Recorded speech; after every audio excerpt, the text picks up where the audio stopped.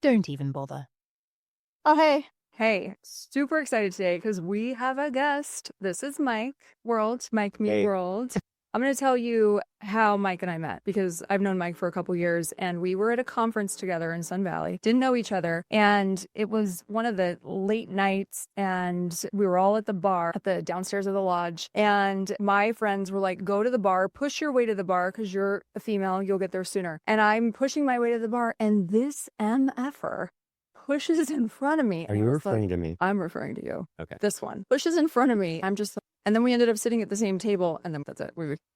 He's amazing. So. Okay, so in all fairness, I get to tell my side of the story. Sure. So I'm standing there in line, and this, dark, dreamy woman comes up. Is that me? And I look over and I think, This MFer.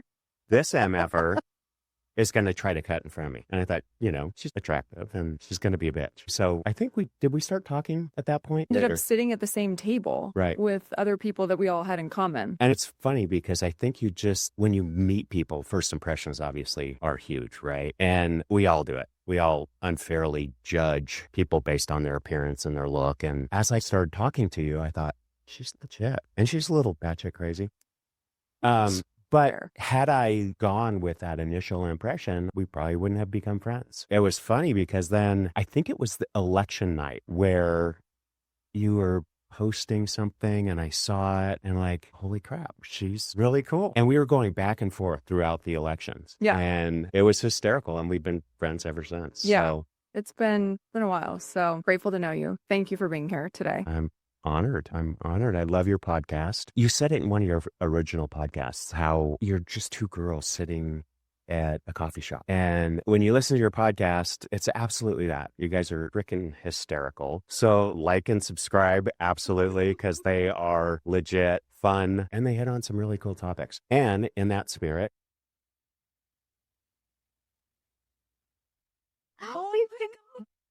Starbucks gift cards. So Thank you. just a little thank you to say thanks for letting me.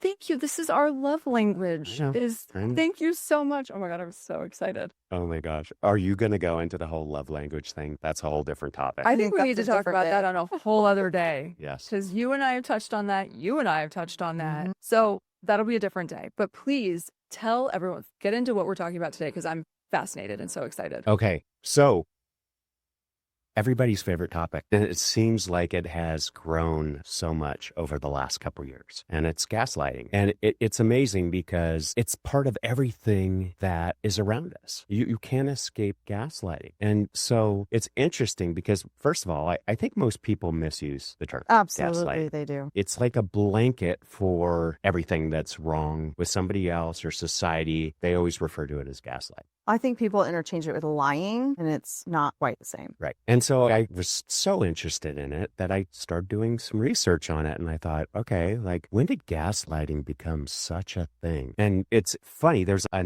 1934 play. It's a British play.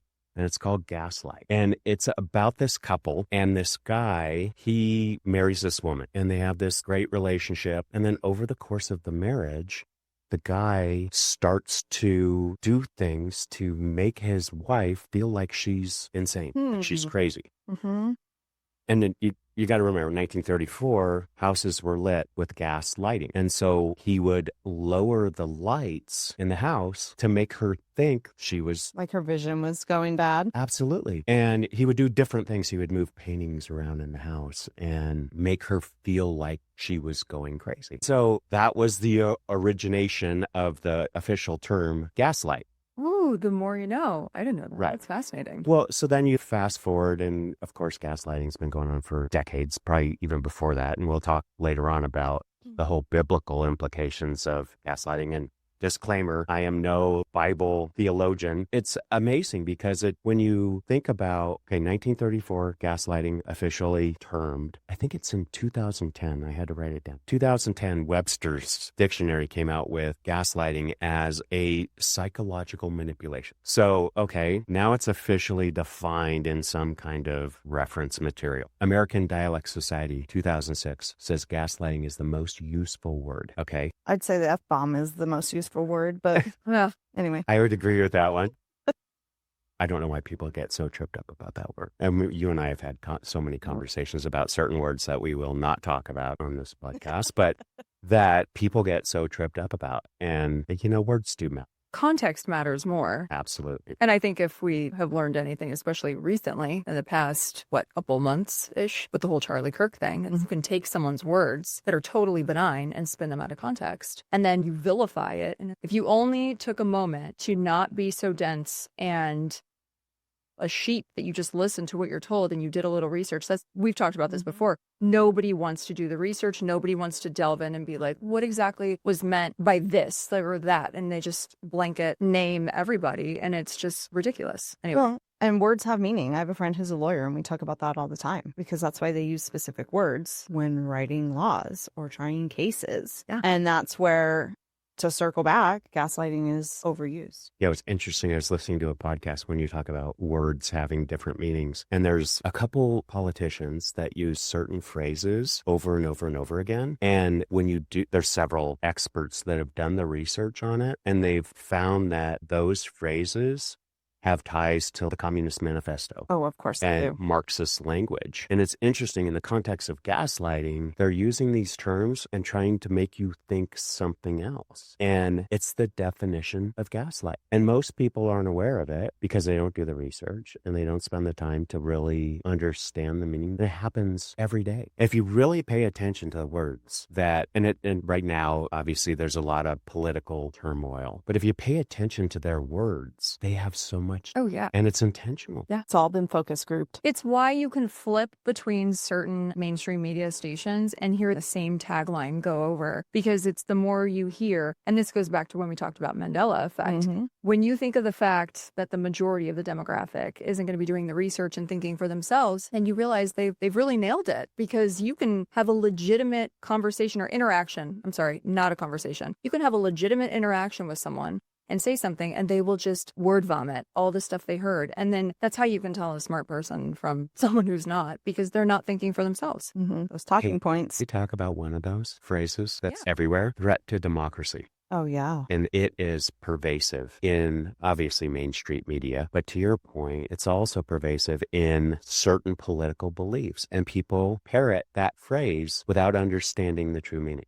And tying it back again to gaslighting, they're trying to make you think that there's an actual threat and that you're insane for believing otherwise. And it's brutal, absolutely brutal. But you look at the effects of these things, of these phrases, of these things that are, I wouldn't even say they're drip campaigned in. This is like they're in your face every day. There's a fire hose now. It is a fire hose. But I love that on this topic of you taking something that you, number one, haven't researched so you don't understand. Let's take it back to the No Kings rallies. Hello, we haven't had a king since If we had a king, you wouldn't be allowed to protest. Yeah. I didn't pay a lot of attention to it, but anybody that you saw being interviewed, well, why are you protesting? What are you here to say? And none of them give a good, solid answer. Some of what they would say was just repeats of what mainstream media said, right? Threat to democracy, the catchy phrases that are in right now. Mm-hmm. But they had no substance. Yeah. And when the interviewers tried to dive into it, it was all baseless. Oh, for sure. Yeah, that was a total circus. And then it's funny because mainstream media jumps in and they start showing all these pictures of all these different rallies. There was one in Chicago where they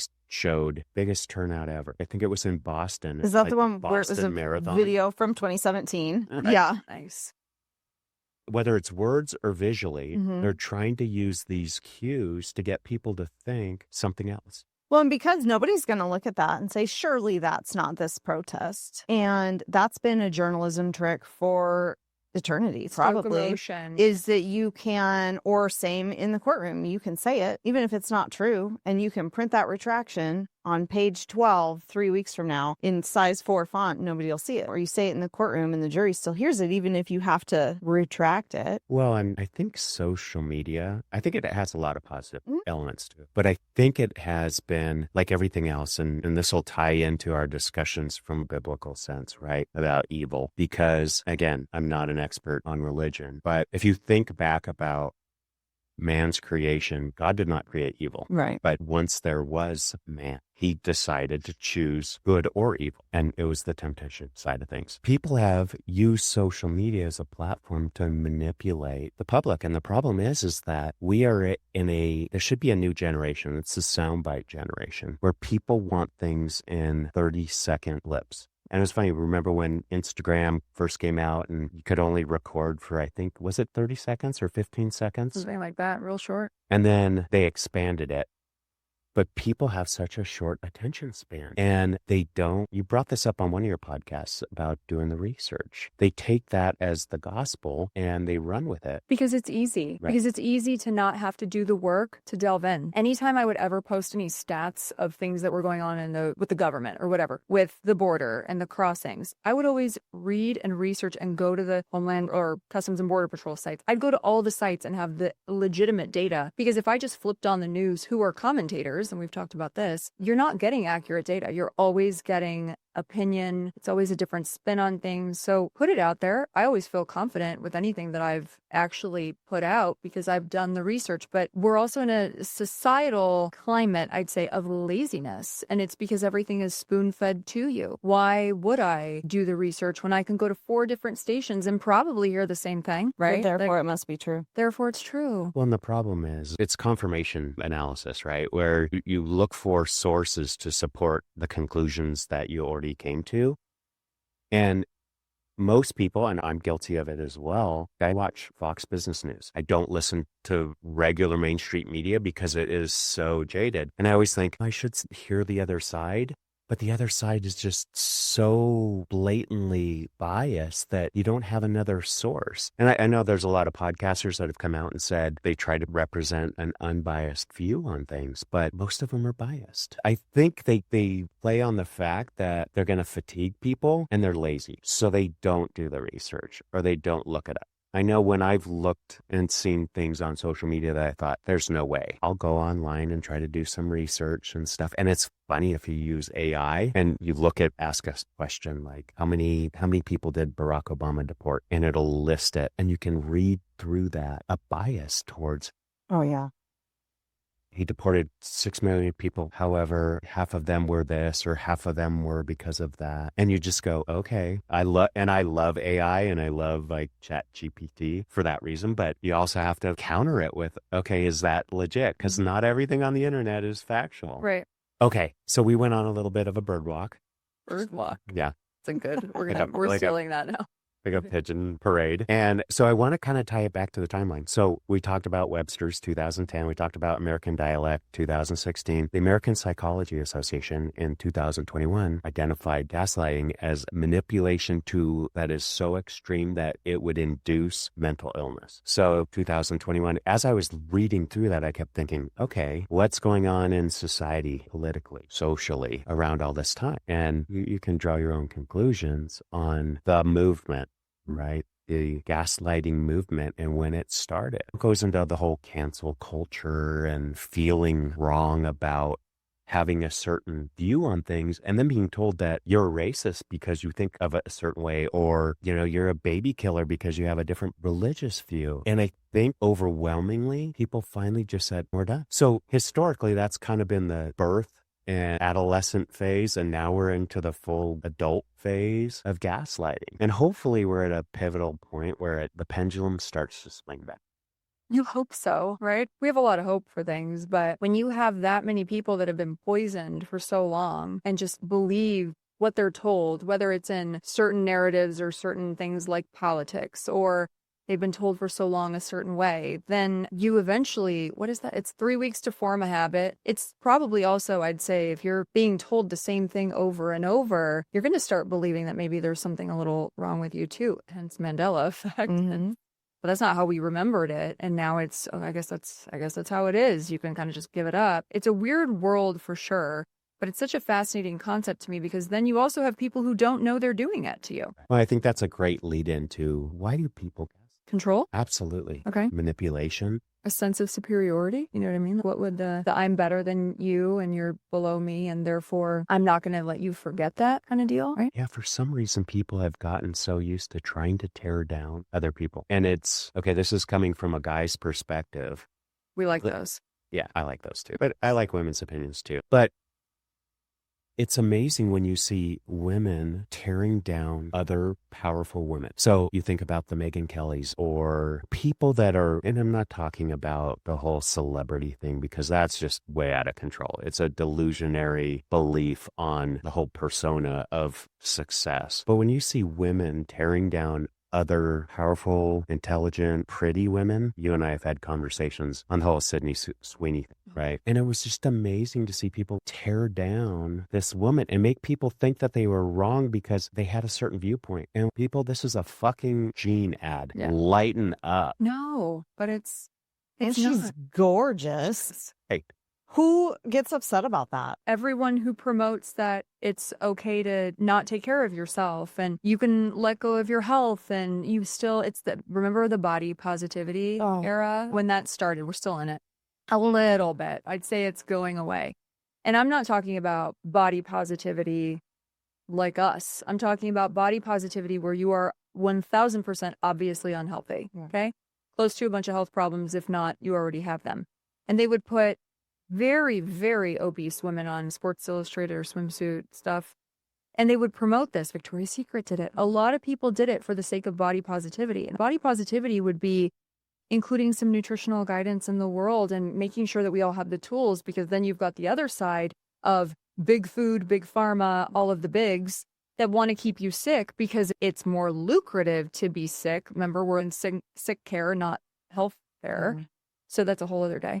But things like that where they included everyone. And so now you have this weird societal expectation of the body positivity and no, this is okay. And I just saw something online. I think I might have sent it to you guys. It was what level of fat are you or something. And if you're this size, then you're a level 1. And if you're this size, no, you need to take care of your body. You only get one. This is body is my temple. Take care of your body. This is the one thing that rides you through the rest of your life. And you can't just depend on medication and assume that, everything's going to fix you, because obviously your food isn't. Well, I think the body positivity on paper, great idea. I don't look like Sydney Sweeney and I don't look like you, but that doesn't mean that that's bad. No, it's totally fine. But at the end of the day, he's right. It was a jeans ad. Yeah. But you see a blonde, she had blue eyes. Yeah. With blue eyes, say my jeans, and everyone's like, get a fucking grip. Yeah. And who is it that was complaining? Did you see all the people being interviewed? They clearly didn't look like her. Yeah. And they were very unhealthy. So you have this, it's almost you're shaming the people who are healthy and attractive.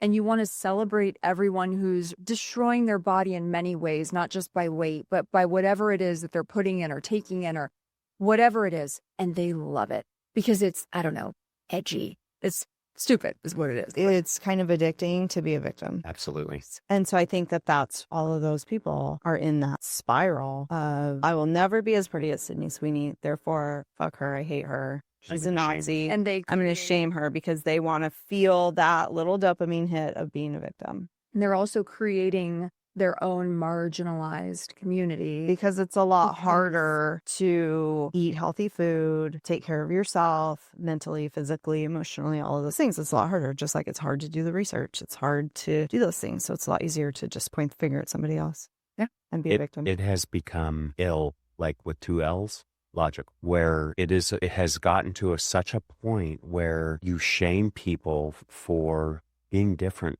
from you. Mm-hmm.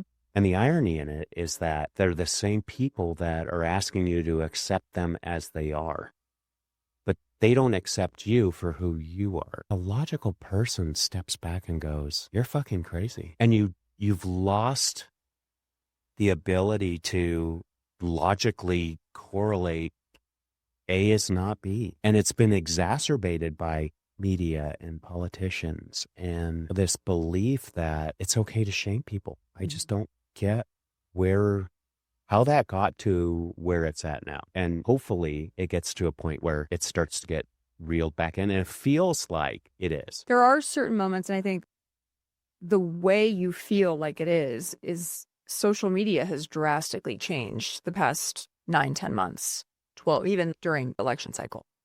Social media has vastly changed, where you see people being a little more like we were before everyone got offended at everything. And it also got to that point when we talked about politics. Nobody gives a shit anymore. I'm not going to be quiet for something that I believe for fear that it offends you. I'm not saying anything to purposely offend you personally. If I do, I always take ownership, but it's rare that I would do that.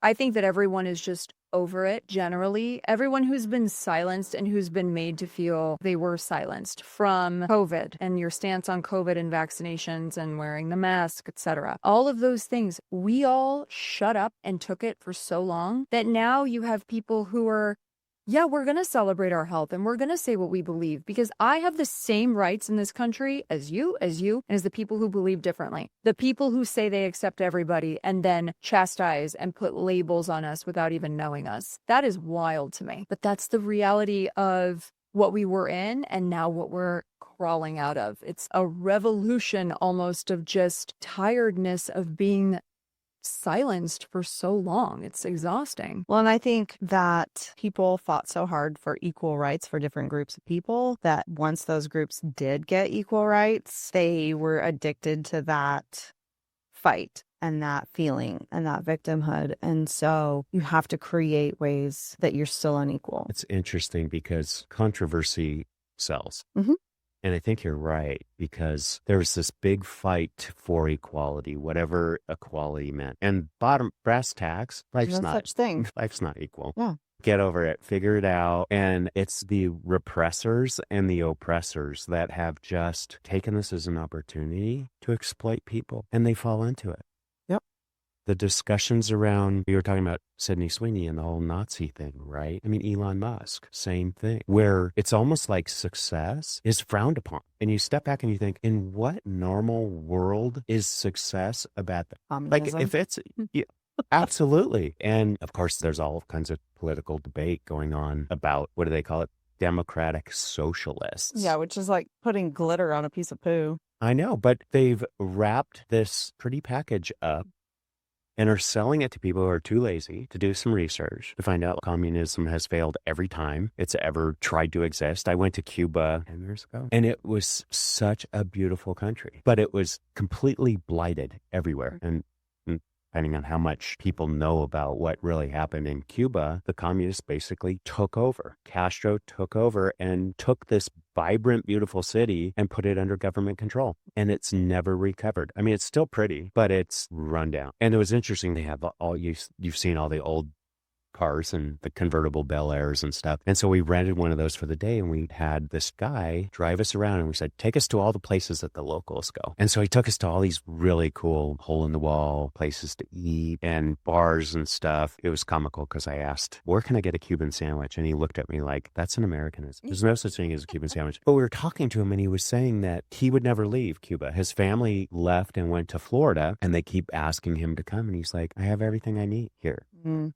My healthcare's paid for, my education's paid for, and I make a good living. So I'm fine. And so for him, it worked. But for an economy, for a country, it doesn't work. And it's been proven to fail. But you have these people out there that, and you go back to Obama, and they're able to present this in such a positive way. Mamdani, same thing. And they present this in such a way that they make people believe, again, going back to the gaslighting comments, that you're crazy if you don't believe in this because it's a good thing. Utopia doesn't exist. I think everyone who gets attracted to things like that, especially these younger people in New York, let's say, when you have shit being thrown as an offer that it's going to be free, they don't take the time to find out, where is this successfully worked? Because I can tell you, even in Italy, it's socialist and you have healthcare if you're a citizen and you live there. But most of the people I know still have private doctors to go get their labs, to go see a doctor. They're not going to wait in the process, in the whole system of it.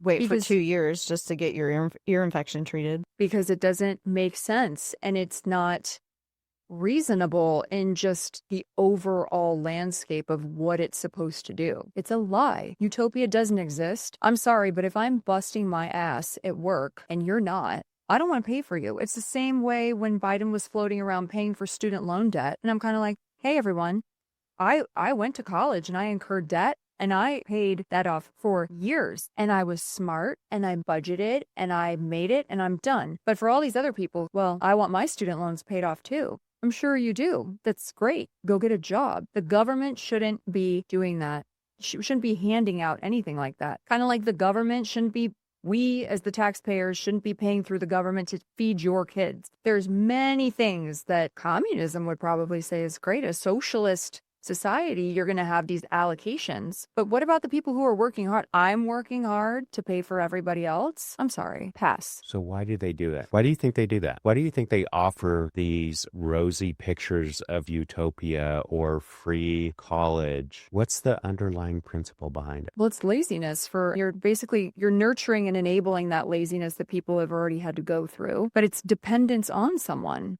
That's the key. It's their dependence. It's the control. Yeah. Side of things. And if they can control population, it's, I think it's a big part in why we saw such high levels of immigration. Mm-hmm.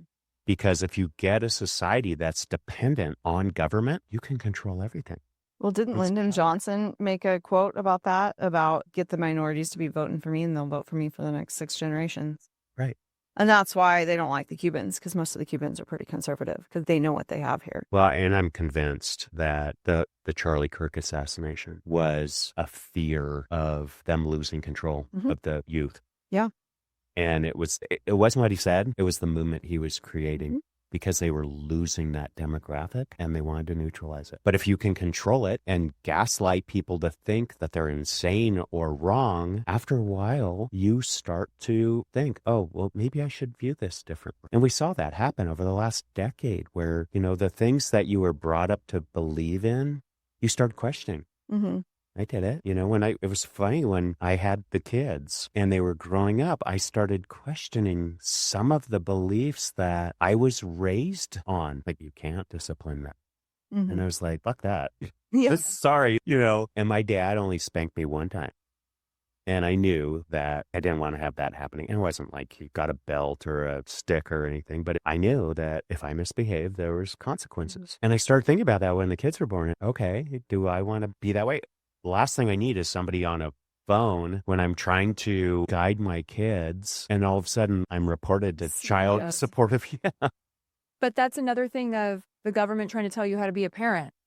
Kind of like what's happening in California, how kids don't need parental consent. And actually a kid can go in and try to go through the process of changing their gender without ever telling the parent. Now that passed, I think, during the Charlie Kirk assassination, the time frame after. Anyone can take the child. You think of these things, again, the more people that feed off the government bottle, right? And they're just nurtured and fed and given everything they need, in theory, you have loyal people forever because that's the person who's giving me everything. And I just have to kind of exist for it. Because it's easy. And you don't have to grow up and you get to rely on Big Daddy government and it's easier. And then the government comes in and says, you know what? That should offend you because offense is a bottom shelf emotion and it's easy. You don't have to think about it. And so they're feeding that. And I think just in the course of this conversation that the powers that be introduced gaslighting so hard during that time because I think that I do really firmly believe that there's not two sides. I think they're trying to just make us all be two sides against each other, keep us from talking. Well, you're gaslighting me. Well, you're gaslighting me. I'm offended. So that we're not questioning what is really going on. It's intentional.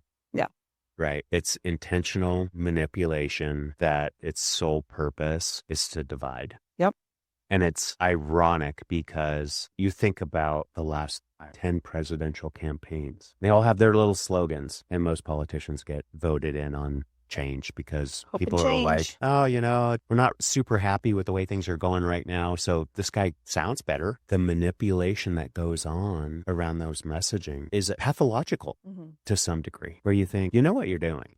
Anybody in politics knows exactly what they're doing. They pay people, they pay advisors, and they manipulate the shit out of people. And they rely on the fact that there's a bunch of sheep out there that will follow the little shepherd, depending on which direction he wants to go and how rosy his vision is. So it's absolutely intentional.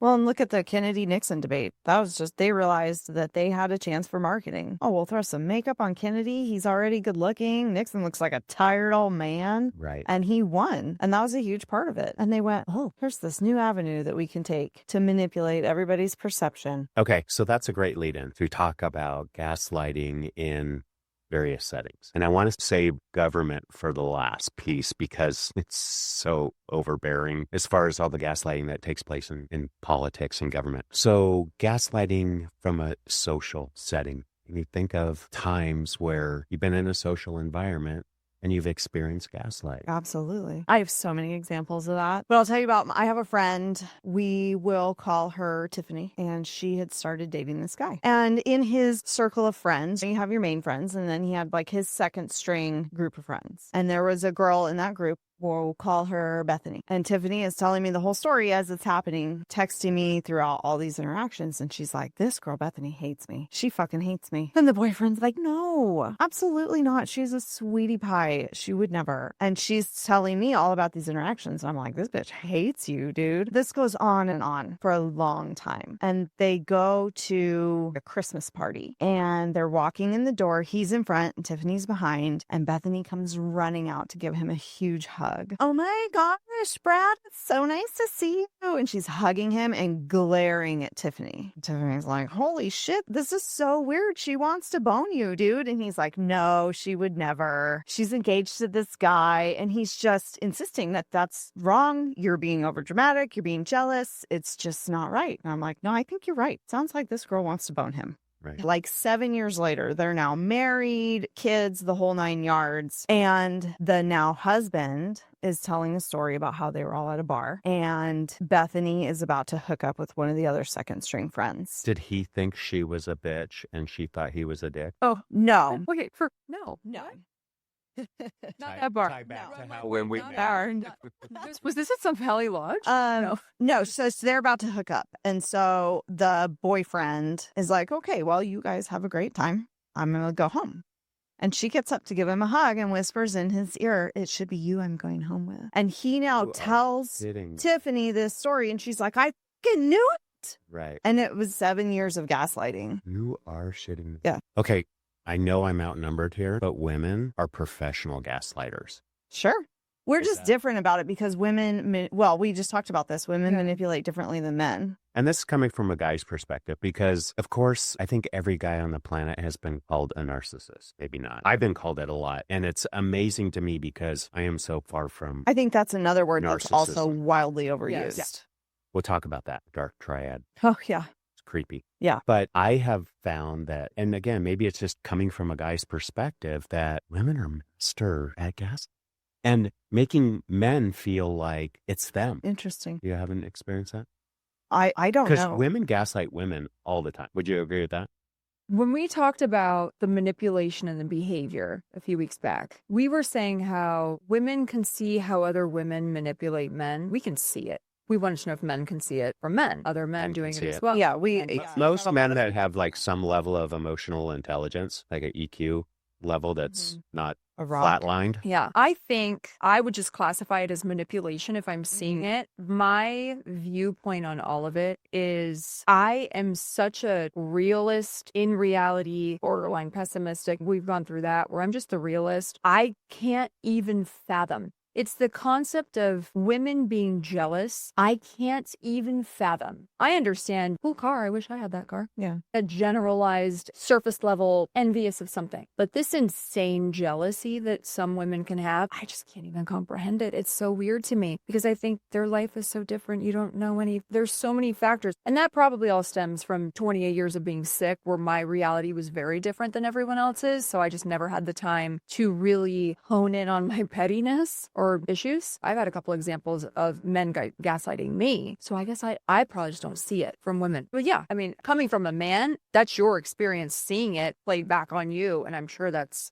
wildly different than what we experience. I'm going to say that the two genders manipulate each other Absolutely. more than women manipulate other women and men manipulate other men. Yeah. Because we can see it coming from us. You can see it coming from men. And so it's easier if you're a confident person, it's easier to shut it down than coming from the opposite sex because we do operate so differently. Although we did just recently learn that while women being manipulative that I can see is annoying, men who manipulate like women will set my brain on fire We did learn that. because I think that there are those examples too. I can't think of a single example of a woman manipulating like a man, although I'm sure it happens. But there's a man that I know who I really try to avoid generally. And I could not figure out why. I cannot stand him. And even my husband was like, he's such a nice guy though. And I was like, I freaking can't stand him. I don't want to talk to him. I want nothing to do with him. He's hiding behind this, oh shucks, I'm a nice guy veneer. And he is so passive aggressive and manipulative to get his way. But it's like a woman. And it just, ugh.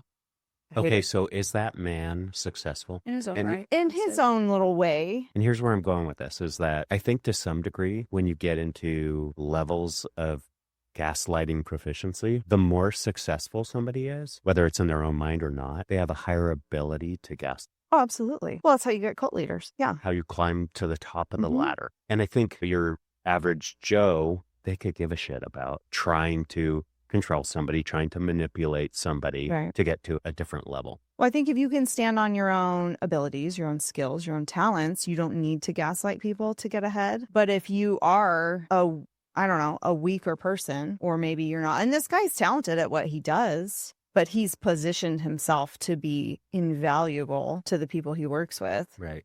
But he did that through manipulation because he's not as strong of a leader or whatever else. And so I think the quote unquote weaker people, which everybody has weaknesses, but the weaker people have to use more manipulation than just somebody beta. Yeah. He is very beta. What are your experiences? From a social standpoint? Yeah. Okay. The one that always triggers me, not triggers me in a weird way, but you need a safe space. Yeah, comes to the top of the list. So I knew this woman for years, and we were friends, and then we started dating, and she would make comments, well, you're a big deal, because I was involved in nonprofits and stuff, and I led a company, and like, you're a big deal. No, just another person, right? And so we dated for a while, and I started seeing red flags, like narcissistic type like flags. love bombing stuff.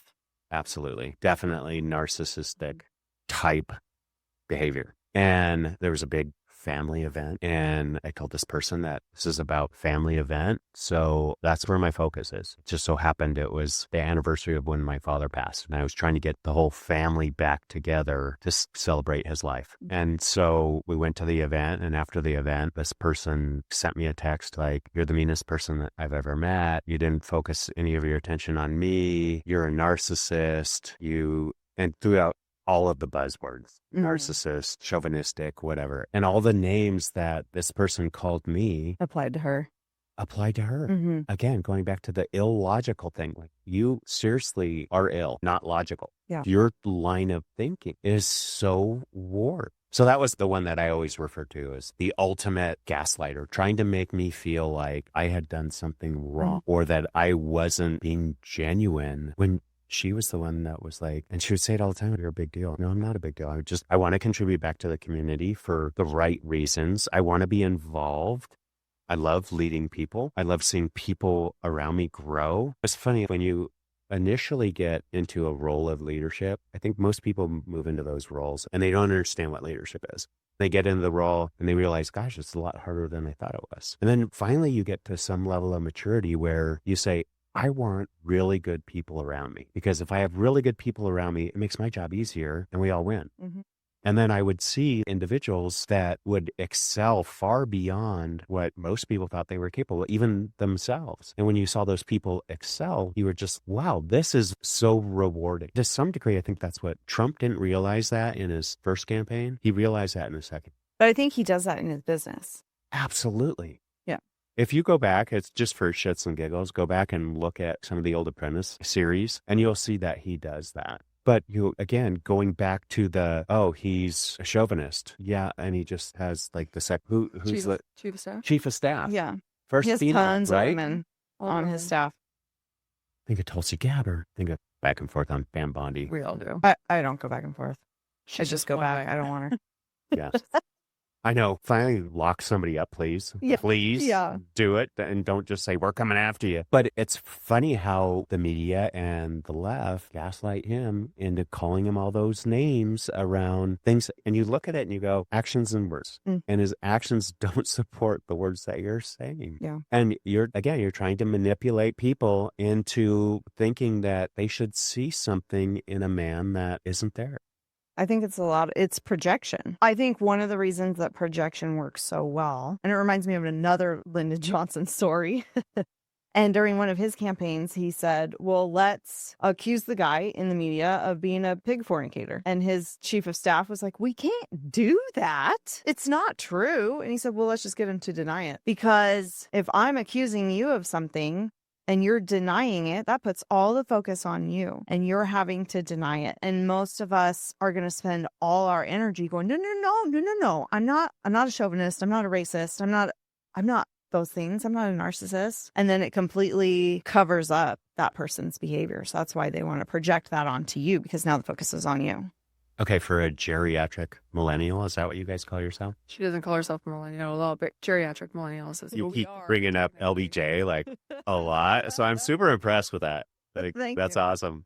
I'm really a 70-year-old man. And you keep trying to pull me into the government political side, and I'm going to back out because we want to save that one for... But I think that projection works in a lot of cases. I think that's how a lot of romantic relationships turn abusive, even if that person isn't intending to be abusive. By that projection, they take whatever they're trying to hide and they project it onto that person, make them deny it. And now that person is so focused on not being a narcissist, on not being XYZ, that this other person's behavior doesn't matter anymore. I'll jump in and say it's kind of when we're saying how words do have meaning, and you were saying, even in the court of law, like words matter. The second someone says anything and the other side is like, objection, my thought process is too effing late. They heard it. So strike it from the record. Pretend you didn't hear. Can't unring a bell. You heard it. It's there. Right. And all of the things with Trump was loved, revered with his success,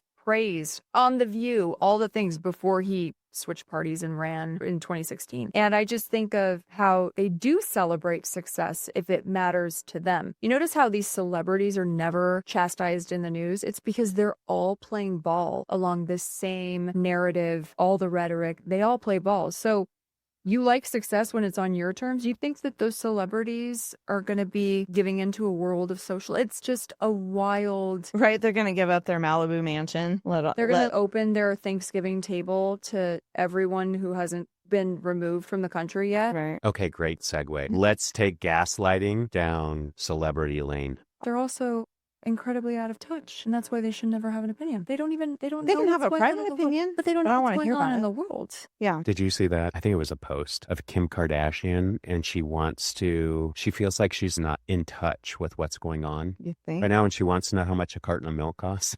Oh, I think we're all a little disturbed at the new Skims apparel that just came out that we've been seeing. Her Merkin line? Yeah, that's a little... You'll never understand what's going on in the world because you've been fortunate to make your money on how, all the ways you made your money. And it's sex tape. It will never apply intentional. 100%. It will never apply to your own life. So act as one of the people all you want. But the fact of the matter is anyone who is a celebrity, anyone who is a lifelong politician that is rich or has maybe dabbled in the stock trade, Nancy with her $24,000 fridge. Yeah, and your $10 ice creams when all of us were locked down during COVID. Yeah. The point is, you're out of touch. You shouldn't be, number one, this is why we love the term limit concept, because you shouldn't be making a career in government. It should be your obligation, your civil duty. It should be like jury duty. If the president can't have more than 2 terms, then everybody else should have terms as well. Schumer, Pelosi, everybody. Why? You don't even know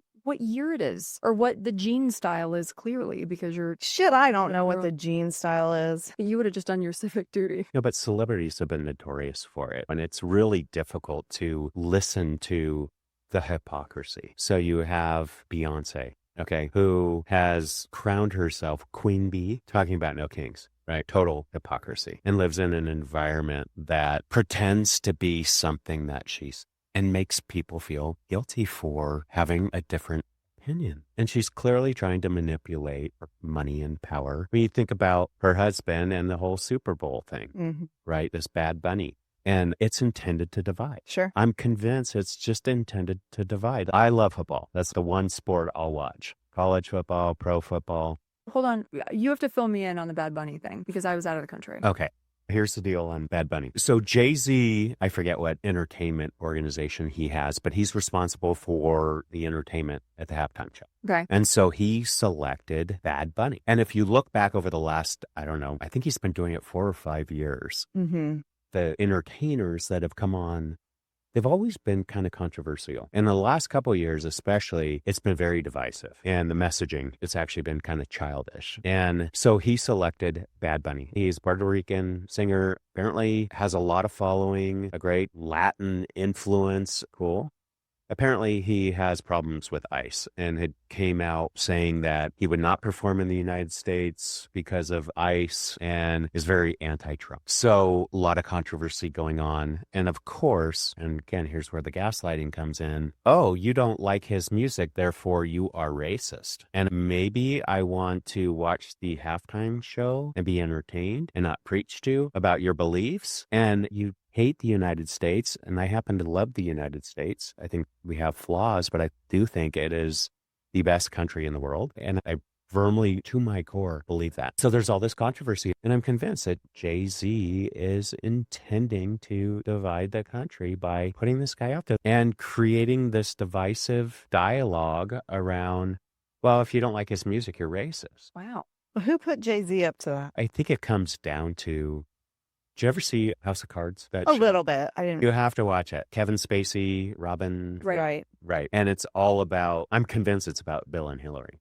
I could see that. But Robin Wright's way too hot for Hillary. Oh, so, absolutely. I mean, and Kevin Spacey's kind of a poor version of Bill Clinton, but it's all about power. Mm-hmm.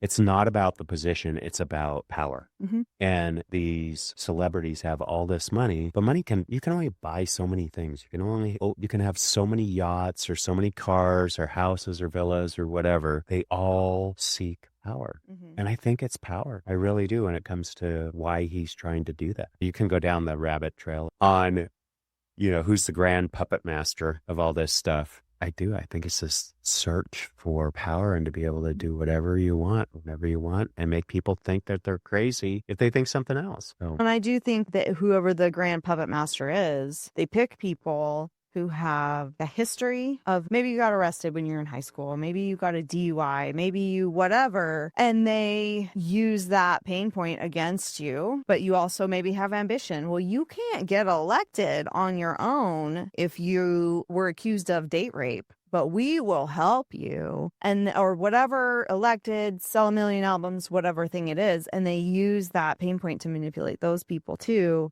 And you can have all this money and you can have all these yachts, but you have to further our agenda. That's what I mean by who put Jay-Z up to that. Not that I think I was down with Jay-Z's music back in the day, but I don't think he's probably a mastermind. I think he's had some help behind the scenes. Well, I think it comes down to money and power. Yeah. Right. You've heard of the 1630 Fund, right? Mm-hmm. And Soros. Obviously, there's ties to the money trail. I think it really comes down to people just hunger for this ultimate power over. We were talking a little bit about Taylor Swift. Master gaslighter. Yeah. The fact that absolute cult leader. I think she has done more harm for women than good. Is my view on it. Because she gets out there, she talks about her ex-relationships for the world to hear, and it's always in a negative, vengeful way. And she's like, I'm connecting with my audience. I think it has negative consequences on how young women view relationships. I don't follow her music, but you never hear, here's what I learned from this breakup. Right. And it keeps those young, impressionable females who are now, some in their late 30s, stuck in that man-hating club. Right.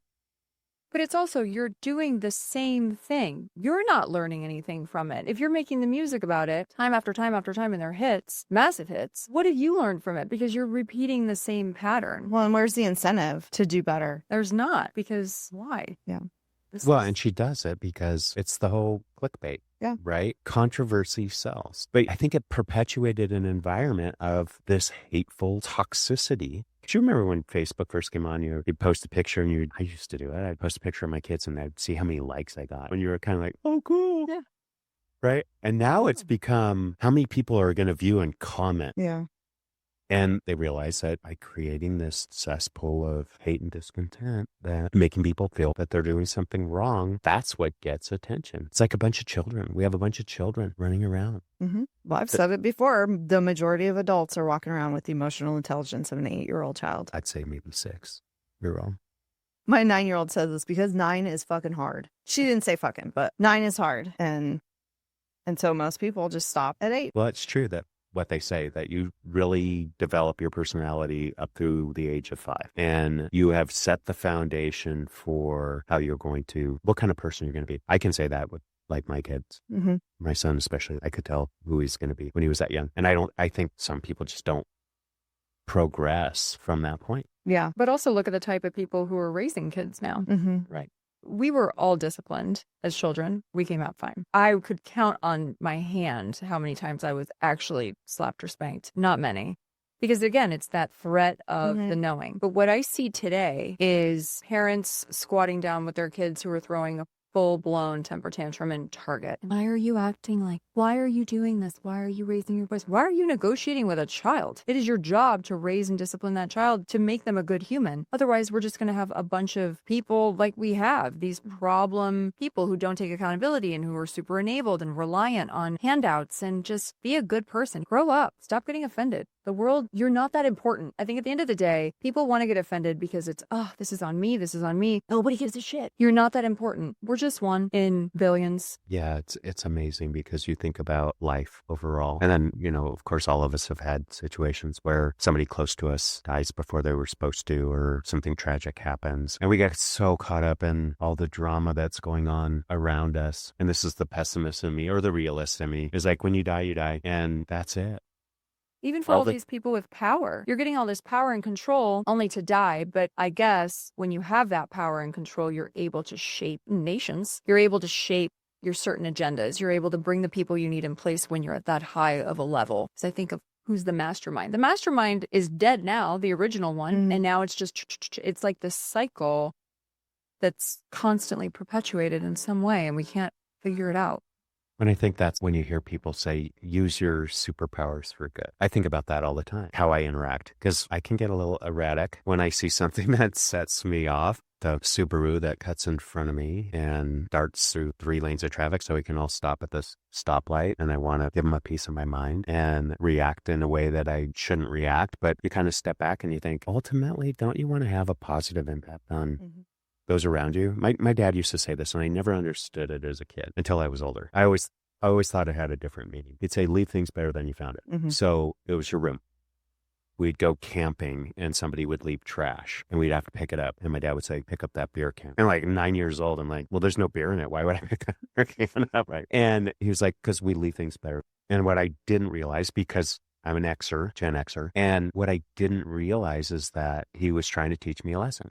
Gen X, you learned by observation. And then eventually people were like, no, you have all these different books on how you're supposed to coach and coddle your child. And it dawned on me years after I was older and realized, gosh, he was teaching me a lesson. And I think that's the lesson that I want to pass on to my kids, is leave things better than you found it. Don't gaslight the shit out of people. Don't be negative. Resist the temptation because it's there, but leave things a little bit better than you found them. So, well, and I think it's, what do you want your legacy to be? For the people who want the power and control, they want their name to be their legacy. Right. But for people who are not into gaslighting and power and control, I just want my kids to grow up to be productive, healthy members of society. I want them to be able to raise their kids in a healthy way. I just want to make that ripple effect of healthy emotional choices, or healthy brains, or healthy bodies.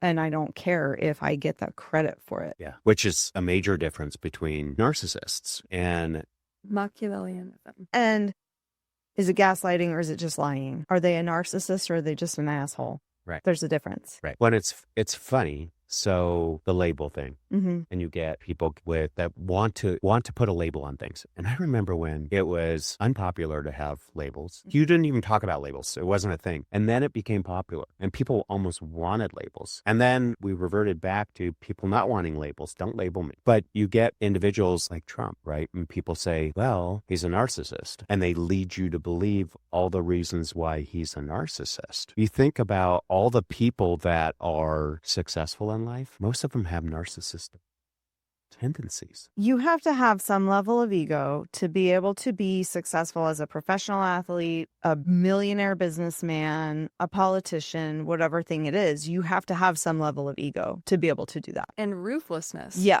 You have to. Otherwise, you're nothing. You're a pushover. Yeah. Nobody respects you. You're not respected on the world stage. Right. But if you're a little bit of an asshole and you can back it up with this is what I do, I love it. I think it's great. So I'm gonna run through the list. Machiavellians, manipulators, lack of empathy, indifferent to morality, self first. Hitler, Stalin, Napoleon, Nixon, Steve Jobs, Elon Musk, Putin, Jeff Bezos are all people that were typically fall into that category. And you're a Game of Throners. We are Game of Throners. Lord Varys and Baelish. Yeah. Oh, 100%. Total. Okay, here's the narcissist, which is total preoccupation themselves, right? So a little bit different, like Machiavellianisms, manipulators, don't have empathy, but they could be kind of behind the scenes. They don't need to be, it doesn't need to be necessarily all about them as long as whatever they're doing. It's about the mission, the outcome. Right. Narcissists, nope, it's me. I'm the one. I'm the shit. Hitler, Stalin, Trump, Nixon, Kanye West. Really? Mariah Carey, the Kardashians, O.J. Simpson, Ted Bundy. And so there's this fine line between the labels, whatever they are, and the behaviors. I think with all of them, you step back and say, I do this all the time. What's their motivation? You got to have motive. So when you think about the flip side, and it's ironic because, of course, I like ChatGPT'd it, and no Democratic people are on the list. So you kind of go, okay, I can name a few. But when you think about what their motivation is and why they're doing it and what's their primary purpose, it makes you really question why they're doing it. Well, even for Trump to show up on that list, yes, we agree that he has some narcissistic tendencies, but he's also not doing it all for himself. Trump is doing it for America, for everything. Now, the new thing that just happened a bit ago with the ballroom and how everyone's freaking out about the ballroom and complete disregard for every other president who's done something on taxpayer dollar. But this is on donor money, his money, and all of a sudden it's a problem. I had seen something. Did I send it to you guys? It was a tweet. Hillary tweeted, it's not his house, it's your house, and it needs to stop or something. And someone said, your husband literally had sex in the White House. You need to sit this one out, which was amazing. I saw that. Also, why don't you just, again, with this, you're not relevant to this. You have no say here. You want to be seen so badly that it's just that, hey, wait, pick me.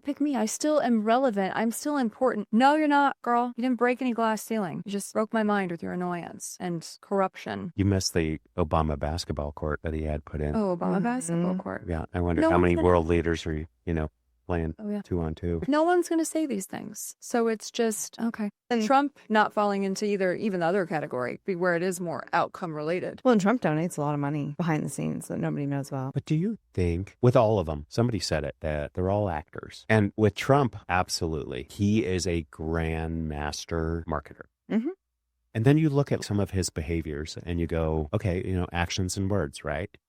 So you look at some of his behavior and you go, okay, I could see the narcissist side of him, where he talks about it wouldn't have happened if it wasn't for me. Or is he just speaking what he believes to be the truth? But then you look at the actions that he takes and you go, that is not narcissistic behavior. Same with Elon Musk, the way he's been gaslit. Yeah. The man is brilliant. He's probably the smartest man on the planet. Absolutely brilliant. And the good that he has done for the sake of other people, I think it's Tesla that they did not patent some of their I heard about practices. So other places could learn. And to even call the man a Nazi. But that was only after he hooked up with Trump. Right. Yeah, I don't see Elon having narcissistic tendencies. I don't either. I can see him being totally driven and in a completely different level intellectually than most people. And just being blunt or to the point or focusing solely on your mission could come off as being selfish. But that's not the same thing as narcissism. You think about all those people that I rattled off on the list. They're all highly successful people. Of course, you're not going to hear about, the guy down the street that is that way, but they all have that common thread that whatever their mission was, they were dedicated to it and they did everything they could to see it out. I'm going to say that most, and I'm not a doctor, I'm not a medical professional, but I have experienced several probably true narcissists in my life. Undiagnosed, but I really firmly believe that in my very inner world. And none of them were wildly successful human beings. They're mid-level people, just middle of the pack. And the reason that they are so manipulative of other people is because they're mid-level. I could see that with individuals that are mid. Yeah, it's an insecurity. Right. And that's where it stems from. Well, and I think to some degree that even your masterful narcissists have some level of insecurity that they're trying to overcome, right? They're trying to prove to everybody that they're more powerful or smarter, or that the other individual is not as educated or powerful. So I could see that. And that's how you get cult leaders and serial killers and lifetime politicians. Yeah. It's also a projection, and to go work it on another person. You're already dealing with it in yourself, but let's just project it on someone else and get them to just completely mind fuck them as well. And that's hard. You know what I do think is interesting is when it backfires, because the other person is not afraid to do their own inner work. So my example for that is I have a friend who was married, and the marriage pretty much fell apart because he was an alcoholic. And so the ex-wife is now just, well, he's an alcoholic, just talking shit about him all the time until he ends up in rehab and really means it and does the work and is willing to change for the better. And all of a sudden that really throws her drinking into a very sharp bright light. I think it's interesting when a narcissist is really trying to put that other person down and make them feel shitty and point out all of their flaws, but then that other person kind of plays the Uno reverse and is willing to work on all of those flaws. And it's probably not healthy, probably doesn't start out healthy, but I'm willing to work on all of those things. I'm willing to do all of these things, and that person gets better and better. And that narcissist starts losing control. Right. That's fascinating to me. I wonder if there is some kind of correlation between narcissism and substance abuse. You think about Trump, and he's very adamant about he never drinks. And I don't think Elon Musk is a drinker. And not that you have to be. That is interesting. But it always makes me think about people's whether alcoholism is a disease. And I think it goes to the psychology of behavior and control and all of those things, that it's deeply rooted. Interesting. Like if they want to be so in control that they're not going. Because my one family member that I'm thinking of, really, I don't think I ever saw her drink anything ever in my life while she was alive. You think about, it's almost an escape of reality is how I view gaslighting or narcissism or Machiavellianism, or a delusional view of reality, and they're trying to envision themselves in a place that they're doing that to control the environment that's around them. I wonder if there's any kind of correlation. Also the environment that lives in their own head. Yeah. You know what I mean? A lot of people live in their own reality, so everything is supposed to go the way it's supposed to go, and then absolutely shocked when it doesn't, because that's not how the world works. And so now matching that up, they've got to spin something else and bring it to the level that they know how to somewhat control, because you're controlling it in your head. Yep. Let's move to gaslighting in medical. Yeah. That's a fun one that I have had a lot of experience with, just being sick for so many years and having to deal with so many doctors. And a lot of doctors, especially when I had first gotten sick, I was 13, you want the best doctors for your child. So my mom was doing all the research. We found these top doctors at Children's Hospital San Diego, and I saw this specialist, and she was the very renowned, very God complex. And as you go through this time with her, she was a huge proponent of medication, and I'm talking like top dog, heavy duty, the hard hitter medication. And so that changes a kid at 13. I mean, you're in high school. I was in a new high school, 60 milligrams of prednisone a day. Oh my gosh. I think I gained 50 pounds in my And you're a first teenager. month and a half, a teenager. Yeah. At a new school. So it was so hard. And then constantly manipulating all kinds of drugs for me. But there was a point when I was still under her care. So I was under her care for 5 years. Still, there was a point where we had kind of stopped medicine because it was just making me sicker. I wasn't feeling good and nothing was improving. The disease was just going super active. So we're like, let's do something different. Let's look into these natural paths. Let's look into supplementing your body with all the things, which now today is the way, right? I'm sorry, I'm not a doctor, is a way that people are finding relief from a lot of chronic illnesses, whatever it may be. But for me at that time, that was a huge thing to step out. And that doctor would sit and tell my mom, you are absolutely going to kill your daughter. It's going to be, her death will be on you. And she pounded it into my mom. That's so fucked up. Isn't that fucked up? Yeah. And on the other hand, I look at the people who bring their little children to her because she is so renowned. And so I'm sure she's a great doctor. My final experience wasn't good with her as that period of my life, but it was just always a battle. I would do research because now I got sick in 97. So early 2000s, internet is all a thing now. I'm starting to, really do research. Oh no, 97 is when I got sick. I was in high school. So, but in early 2000, I'm bringing ideas and bringing things that I find and the shunning of it. And then when I moved to my normal adult rheumatologist, who was amazing for a while until he wasn't, he's same. These God complexes where if you don't listen to me and you don't do it exactly as the medical journals say, as I've done for every other patient I've had, because you all are the same.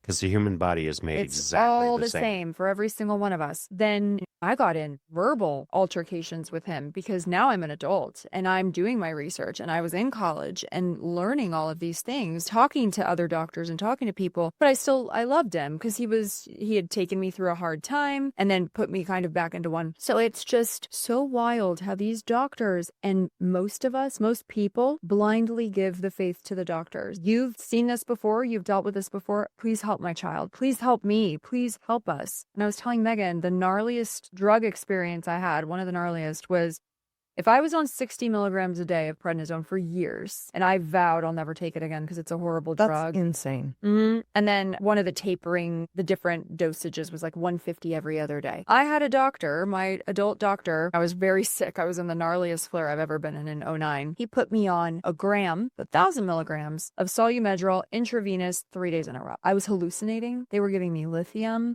All of the things. I was so sick, but that was the protocol. So when people just go in blindly, and thank God for the internet and thank God for social media now on this side of social media, because when you make people believe, I had a doctor here in Idaho when I moved here and finally got insurance. I've had nausea for 7 years. 7 years. No one can figure it out. We took out my gallbladder in 2020.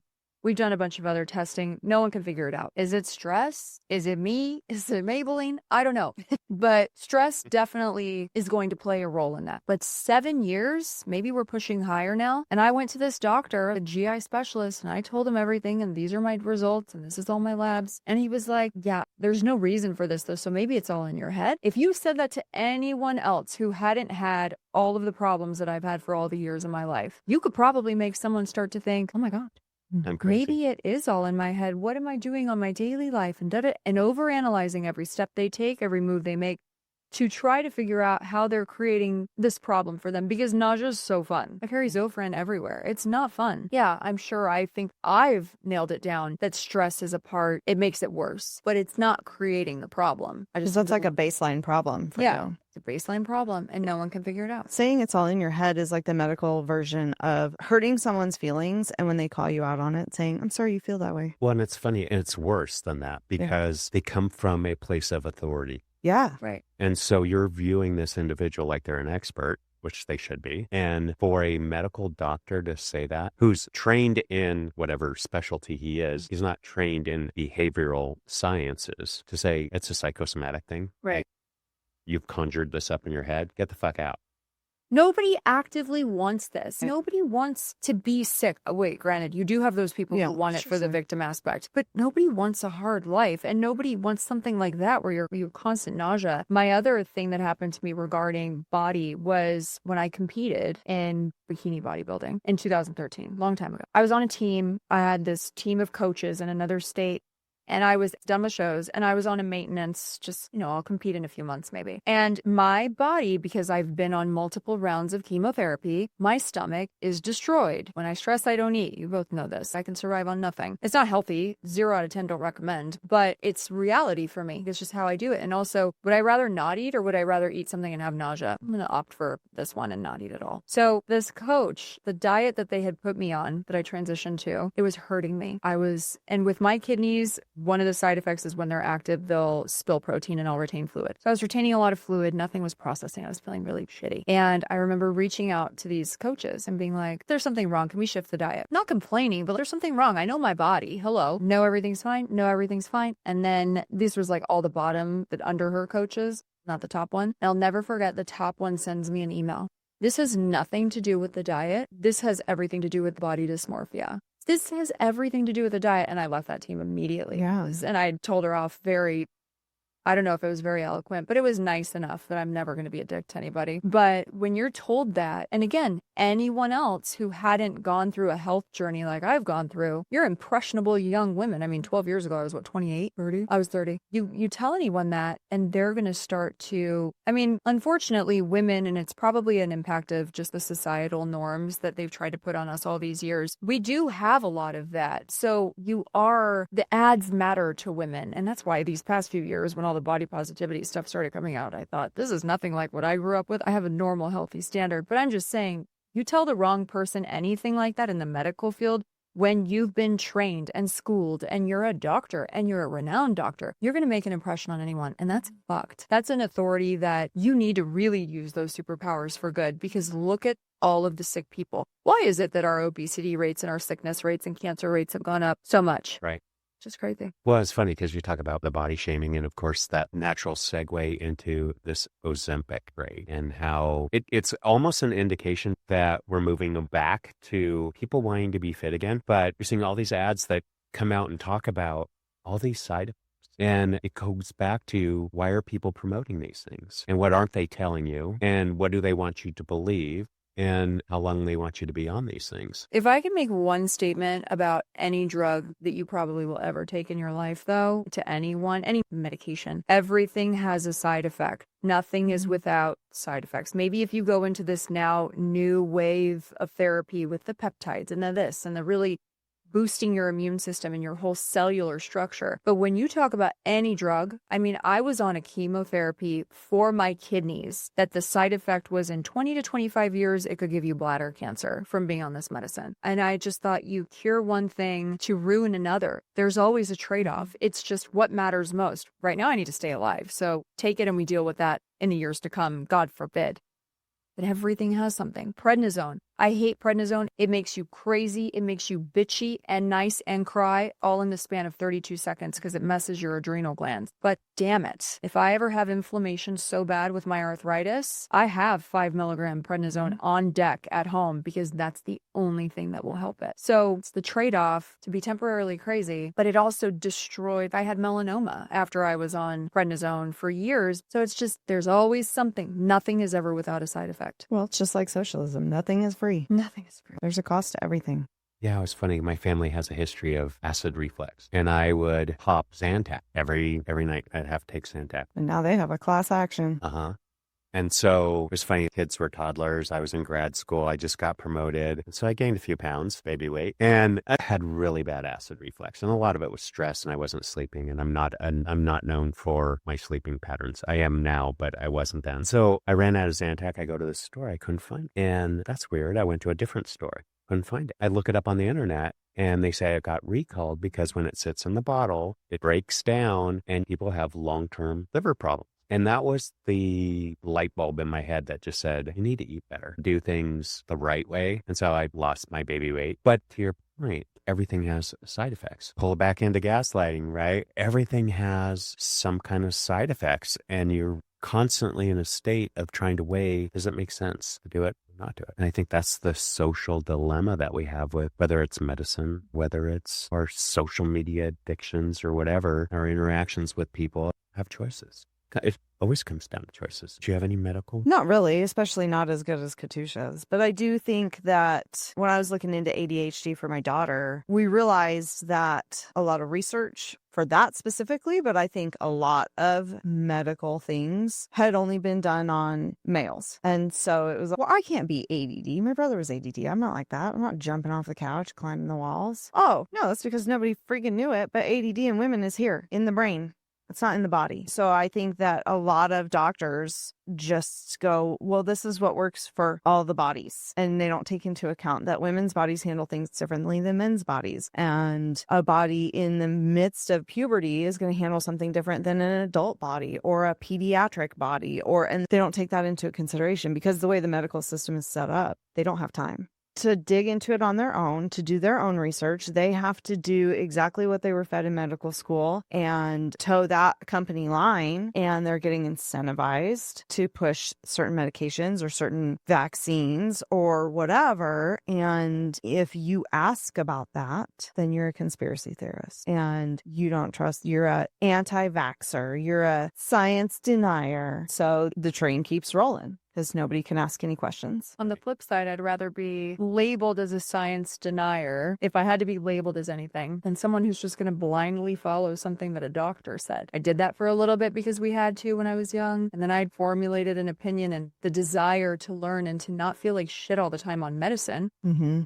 And I wanted a way out, and I wanted a different route to take because it was just so painful to live like that every day. And I got through it. I mean, I put myself in remission off drugs through fitness, through what I ate. I cleaned up my diet hardcore. My it's pretty good, but nothing like it was. 3 M&Ms and a string cheese. The M&Ms, that was a treat, okay? That was just like a stressful day. But I think the point is, so many people, back to what this is all about. You want it easy, you want it fast, you want someone else to do the research for you. Just tell me what I need to do. Mm-hmm. Start thinking for yourself. Nobody does that. Yep. And that's painful. When it comes to your own health and body, you should be the only one. You should be the best advocate for yourself. Well, because it's your own body. They don't know what it feels like. They don't know what you're going through. They don't know. I wish that there was an easier way to change that they could listen to people and really believe it. But then we also have talked about the people who go to the ER. Like, you will only go to the ER if you are absolutely on death's door. But then there are people who roll into the ER with an ingrown toenail hoping to get some meds. And so they just ruined it for everybody. Sadly, I think with the medical system is that everyone is so bought or incentivized, all the Congress people, everybody, that you have this new wave of RFK and these hearings that they're putting them through. And you just think you're fighting with someone who's trying to make a better way for people. An option. It's just an option. You can do whatever you want still, but it's an option, and you're vilifying them for basically taking away money from you. Yeah. In the big scheme, we can see that. We know that this is all a cost thing, a money and income, and that's disgusting. People should be just enraged by that you're putting your own financial gain over my child's potential health, over my health, over what's better for me, over what's in our food, because everyone's sicker and fatter and unhealthy, and you're putting your own pocket to line your own pocket ahead of human lives. That's fucked up. Well, and somebody send this to RFK. When are the drug commercials going to go off the air? But those companies pay so much money to those TV stations to run those commercials that there's no way any news anchor is ever going to say anything bad about any of those medications. Yeah, they'll just fade away into the night. And that's why ivermectin was so vilified, because it's an open patent, because nobody's making any money on it. It all comes down to money. Gross. And it's so gross. So I got to go down the Tylenol thing because that one hits me close. And the gaslighting that's going on with RFK Jr. is absolutely ridiculous. They're questioning his authority because he's not a doctor. It's like Dr. Oz is behind him. And the discussions around Tylenol and autism. So my daughter's on the severe end of the spectrum. And, of course, there was a lot of discussions when, way back when, that there were some thoughts that the MMR vaccination caused autism. Well, I noticed patterns well before they had to have the vaccinations, but we spaced them out. so they weren't all clustered. And it's amazing because autism's been around for at least diagnosed or categorized for decades. In the 50s is, I think, when they first diagnosed it. And there was not a lot of research done. There wasn't a lot of prevalence done. I think back then, people just didn't talk about it. Well, the 90s roll around and the numbers start to get to, quite honestly, what I think is pandemic levels. I mean, I think it's the last statistic I heard was it was 1 in 68. I think it's lower than that. Children are born with autism. And some of that is categorization. And I think people trying to get a handout personally,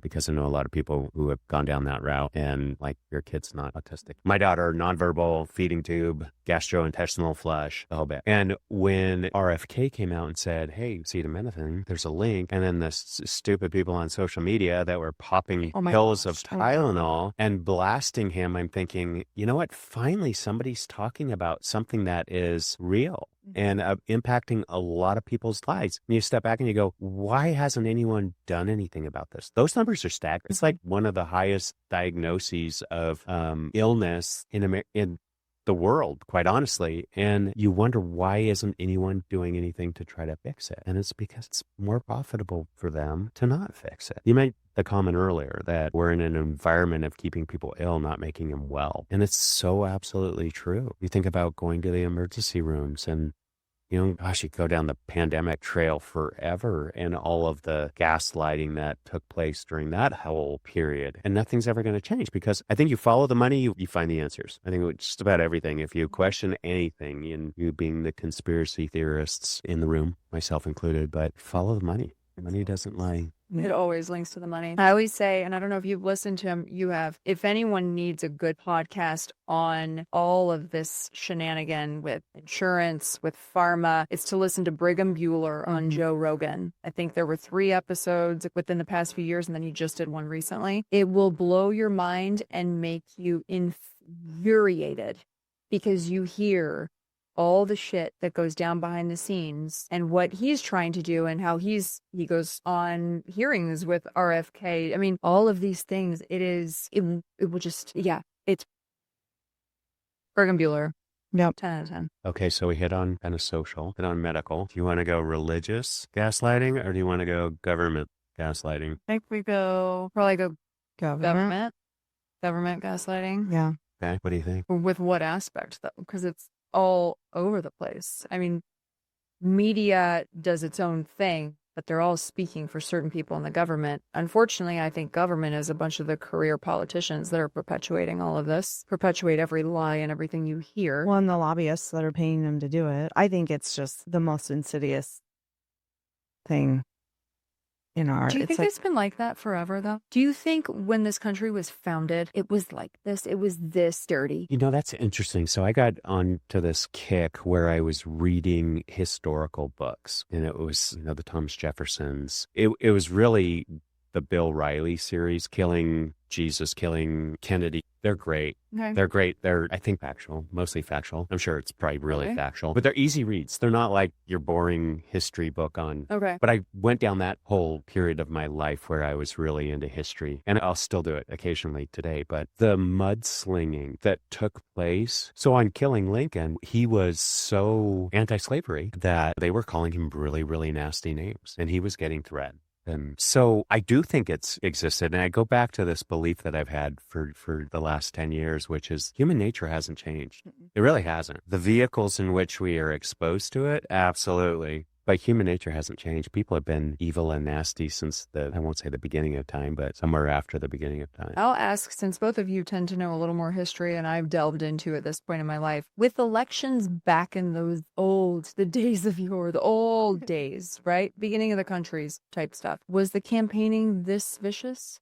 Yes. Or it was. The founding fathers were so mean to each other. Oh, they were such mean girls, but they were just straight out in the open. It was like in the newspaper. They would take out whole editorials about each other. Okay. So I appreciate that at least, but it was vicious. I remember reading, I think it was in John Adams, they would hang dummies from his trees with his name on it and stuff. I think they tried to burn his house down at one point because of some of the stuff he was doing. And now we just have social media, so you can just... Social media. But I feel like their insults were more intellectual. They weren't calling each other, you racist, you're a Nazi. They were actually giving good, solid insults. Like, I don't like this person because this is why and Yeah. this is why. Okay. Yeah, respectable insults. Respectable insults. Yeah. I can get down with respectable Yeah. insults. But you made a comment about career politicians. But then you have my two faves, Jasmine Crockett and AOC, who are phony as can be. Yeah.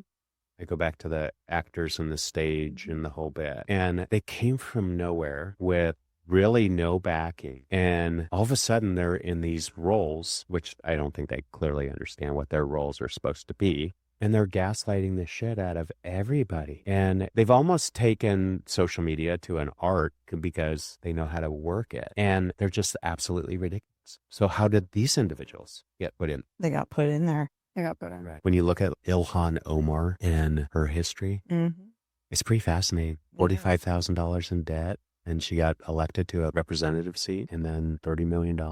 So follow the money. This is how when I said, I always wanted to do my civic duty and do a stint in Congress, but then I realized I would have to sell out immediately and I would never win or get a bill passed or get hurt on the floor because someone is bidding on you immediately. Thomas Massey has talked about how hard it is for him to get things done because he's not a sellout. And it's really difficult. And he's even talked about, I can't even be an independent because there are only 2 cloakrooms. So if you want anybody to vote on your shit, you have to be in one of those cloakrooms, rubbing elbows, having drinks, whatever. And so if you're not affiliated with one of the parties, you're screwed. How gross it is. Oh, it's super gross. Gross. And I don't think everything is told to even the president. I think what goes on behind there, what goes on in higher level stuff of maybe things that we think, why aren't we being told this? I think that he's in the dark on things too, because he's not one of them, because he hasn't been infiltrated and kind of rooted into this just cesspool of politics and government. It makes you kind of bummed about, gosh, I thought we had the best country, yes. But when you look at the leaders and you look at the people who are going to be taking over and stepping up to the plate for certain things, and you just think, yeah, how is she even an option to take over Chuck's position, right? But why is he still in there anyway? I mean, he's a fossil. Get out. I love when he does that. Get out. Get out, just enough, but her. And then they say stuff knowing that it's wrong, and you're just... Yeah, but that's the title shift that you're seeing, right, in the party. So you have Maxine Waters, you have Nancy, you have Nancy Pelosi. Dead. You have Chuck Schumer, and they're being replaced with AOC, Jasmine Crockett, Ilhan Omar, Hakeem, Dollar Store Biden, Jeffries. And that's the new age. We can go on. I'm Tim fucking Walls, and I can't load my shotgun that I use all the time. Load. Yeah.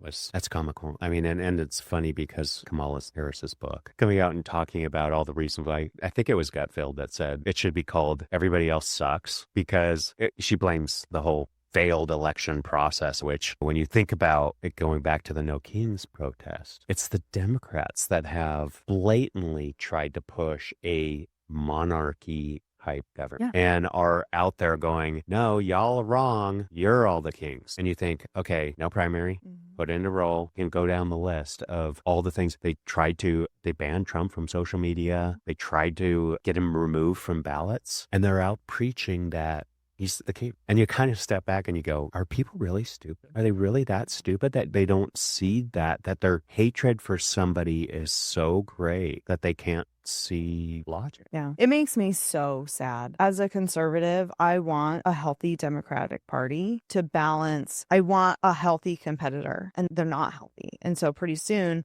the Republican Party is going to also be unhealthy because they're not keeping each other in balance. And it's what, like we've talked about with stasis. You need stasis in a 2-party system. And they're so unhealthy. They're so upset about Trump. They're so upset about all the things. And it's just not healthy. And it makes me sad because we can't have a conversation. You can't even move forward, though. Yeah. How are you supposed to send the world and the country forward on a good path when all you do is bitch about him all the time? Yeah. That, to me, is really sad, because these are the people that are supposed to be creating rules and making sure our country is safe and prosperous and all the things. But how we had said, most of these people who were normal, were just average Democrats, have now flipped more to the center, more towards the Republican side, because you've got such an extreme taking over on the other side. The comedians who are coming out and saying shit, the Joe Rogans of the world, who was more, how you said, like the Bernie bro, and now he's able to see different things because you wanted an inch and you took 27 miles. You can't do that. It doesn't balance. You're going to isolate the majority of the people. And then your wacky crowd, that is who's the loudest. It's the same thing that happened with the Me Too movement. It's the loudest people that everyone thinks, oh my gosh, are they going to make this big impact? No, it's a small majority, but they're also the loudest. And I think back to when I said we're over it, we're not going to just be quiet and let it happen anymore. I'm over it. I'm tired. And I'm not going to be an ass about it. I can be myself too. Do you remember that movie, Wag the Dog? Which one was that? Wag the Dog. I want to say Woody Harrelson was in it, but it was in the 90s. It's such a good movie.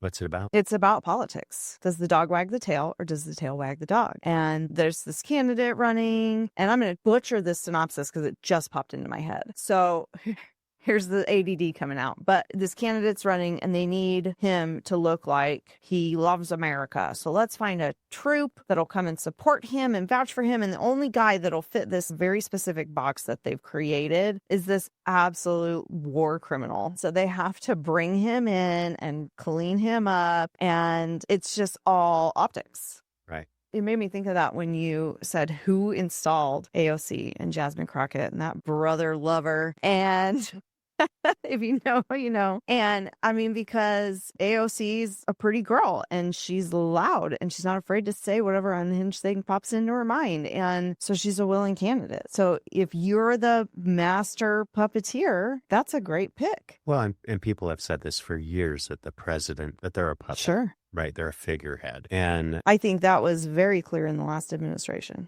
Right. It said puppet head, not puppet dead. Body because double. The man clearly. But who was running the show? He was off the reservation. Who was running the show? Say the deep state? I mean, what does that mean? That's such a loosely defined term. I hope that the day I die, before I die, God gives me a flash of who it was running the show the whole time, and then I can just never. It had to have been his top advisors, right? People that were bought and paid for by their constituents, and they were trying to appease certain groups. The best thing that happened to the United States was the dissolution of USAID. Absolutely. It was a catastrophic money funneling scheme, which is why the Democrats are so enraged about it, because they cut off their money. And the figureheads, so the AOCs of the world, and I take this back to Obama, because I didn't vote for Obama the first term, but I voted for him for the second. I was always the candidate, like I've always been registered as a Republican, but I've always been that person that was, I want the best person for what the country needs right now. I'm not going to let a certain party affiliation draw my lines. And then when I moved to Idaho, of course, you only get Republican ballot and you only get a Democrat ballot or whatever, except for obviously the presidential elections. But I think with Obama, he was just so well spoken, and oh yeah, he's a good communicator. Yeah. We're going to go with that guy. I mean, he was a senator for 2 years. That was it. Yeah. What else did he run? He was an attorney. And you think about AOC, Ilhan Omar. What the fuck has she done? Why did she get in there? And it was interesting, very, very Muslim in Minnesota, which I didn't realize until I started kind of looking, who's this woman and why is she so bitter? Jasmine Crockett. They're all actors. Mm-hmm. They're all just somebody to get attention, somebody to espouse this belief that things are going to be better or that they can make a difference. I used to say this because I was in business for years. If your only strategy is to talk shit about your competitor, you don't have a strategy. Mm-hmm. You don't have a plan. And I would tell my sales team that we don't go that route. Go in, tell them what you can do, and be the best at it. Mm-hmm. And show them through your actions. Don't talk shit. And so when I see that happening now, I just think it's because you don't have a strategy. Your plan is to gaslight the shit out of the competition. Mm-hmm. So here we are months and months after Trump has been elected and he's been called, 15 to 20 different names. I keep thinking about, okay, what's the next one? So the only topic we haven't really touched on is religion. In what way? Gaslighting. You're talking about the political aspect of religion? Religion is the control, not faith. You're talking about any church. The control element. Okay. Of it, where people are led to believe that their religious views are wrong because this other church believes these views. Cult leadership. And to a point where it's unhealthy and it's intended to make you think that, to really question your beliefs. And to put you against each other. to put, because there's a huge stigma on people who have one religion and then the other. Depending on the religion, of course, we're talking more those borderline religions where you're really pinning, and then you're creating a whole new level of divide where you can't separate the faith from the person because the person encompasses, you just label them and group them in with that faith. Right. And that's some crazy shit because that's done a lot. And then you talk about the mega churches, the money and everything. Do you have any examples of gaslighting in church? No, because I was raised by wolves. I didn't start going to church till 10, 12 years ago. Right. So I've had a pretty solid experience with church. But I know that there are a lot of people who have, as they call it, religious trauma, because that power can absolutely be abused. I also think that with each of these examples that we've been talking about, a lot of cults, like I know Jonestown came out of a Christian group. A lot of gaslighting and abuse comes out of a true thing, which makes it harder to deny. Right. And so if you take a true thing, the Bible, and then you bend the truth, or you are using it to make a lot of money, or you take a true thing like we all want to be healthy and it gets turned into you can be fat. It's all of this gaslighting has that common thread of there's one little piece of truth. So you can't just write it all off as bullshit everywhere. Right. And that's what makes it even stronger. I think there's like 4,000 different religions. I believe that. And I always think about, can they all be right? I mean, they believe they're right. But as a Catholic, there are certain Christian groups or denominations, I guess, under the Christian umbrella that will completely talk shit against the Catholics and hard. Oh my gosh. Hard. We're it's honestly astounding. I'm Catholic. It also happens to be Christian. It's a Christian. You're just over here minding your own Catholic business and they just start coming unglued on you. It's wild. I got severely attacked for that. So I was raised Catholic as well and got married, and let's just say it was a different faith, and their family was completely involved in that faith, various levels, led churches. And once they found out, because we didn't really talk a whole lot about or whatever, but once the family started really drilling into, what do you believe in? I said, I was raised Catholic. I got hit hard that it's false prophecies. Mm-hmm. The only reason why the Vatican has so much money is because they stole it. And inevitably, I would get hounded. And they did research on certain principles versus their faith. And I would get riddled with, this is not right. And your line of thinking that you should convert. And I didn't convert. But I couldn't believe, I just thought, wow. Because when I was raised, we went to church every Sunday. I went to catechism and CCD is what I think we called it. But it wasn't part of everything we did. We weren't really devout. So I just thought, okay, it didn't impact the decisions I would make every day. And then when I got older, I started really kind of going, okay, maybe I should have paid more attention. You know, you're raised with good values and you try to do the right things. But then you realize, I think it was when I was in college, you start getting exposure to people in their different religions and how fanatical they are. And what it seemed to me was that the people that had the highest level of fanaticism in their religion were the most crazy. And the ones that were on the offensive on why you're wrong and why you need to change your views. And they just thought, go back to the basics of Christianity and live your life and be happy. Love your neighbor. And love your neighbor and treat them right. Well, and it's like what you said about don't talk shit about your competition, because that just shows that you don't have anything to stand on. I think it's also people of different faiths now, especially if you are strong in your faith. I don't think you could be married. Kind of like I don't think that a Republican and a Democrat can be married right now together in the same house if they have extreme views on either side. You know what I mean? Yeah. Because it's become so divided. And who's dividing us? It's not all of us doing it all the time. It's what everyone's being fed every day by every interaction they have, everything they hear when they turn on a show or news. So we're all in a cult. We just didn't know it. Isn't that wild? It's the deep state cult. It's the deep state cult. Holy shit. What's Agamemnon going to do now? Where's our guy? I think the whole Charlie Kirk thing was open people up to at least talk about religion. And I think anytime you get an opportunity to revisit things, whether it's RFK and looking at food and health, and it's painful at first. People don't want to do it, but it's healthy. And it'll eventually get you to where you need to get, but you got to put in the work first. And I think it's funny because I told you this, that after everything happened with Charlie Kirk, and I love Charlie Kirk and loved his messaging, and I went and dusted off my Bible and listened to Bible podcasts to get reconnected, because it's not a bad thing. And it pains me so much how he's being gaslit.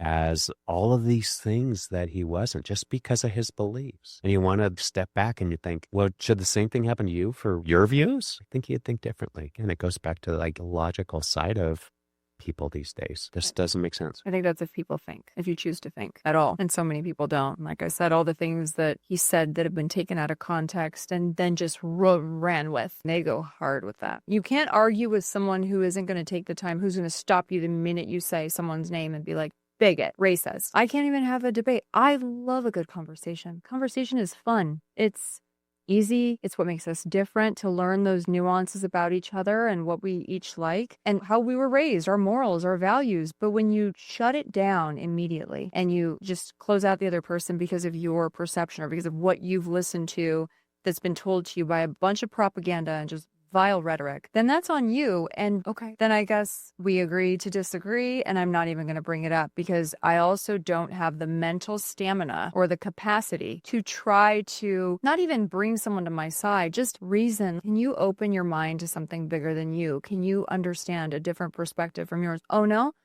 Then I think it's better that you just don't engage at all.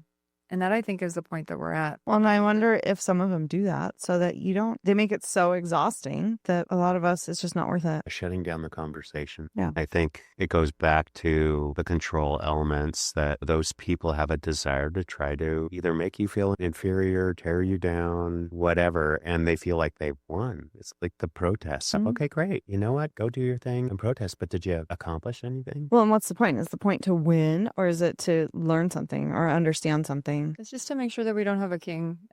Right, but I mean, it was a success. Yeah. Because we don't. So kudos and thank you. Like that Jeff Goldblum meme. You did it, you crazy son of a bitch.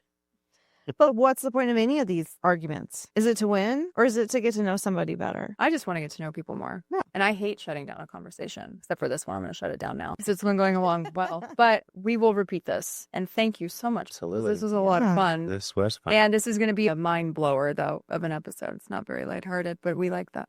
So Thank you. Well, it's been a pleasure. Yeah. Have a good day. To everyone, except if you let your dog poop on our lawns and don't pick it up, except for you. Absolutely. Bye. Bye.